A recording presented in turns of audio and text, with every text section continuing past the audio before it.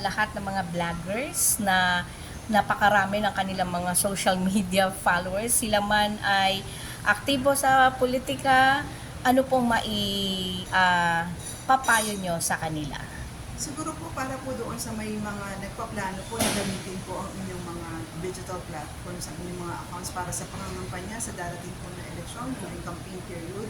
Mas mabuti po siguro kung tayo po ay sumunod po sa regulation ng COMELEC at mag-register din po.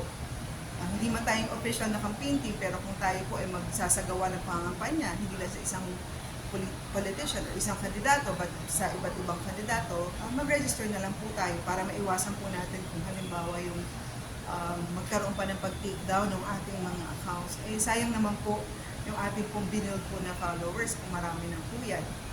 At saka maganda rin po yun para po makita po na transparent po kayo sa inyong mga intention pagdating po sa pangangampanya.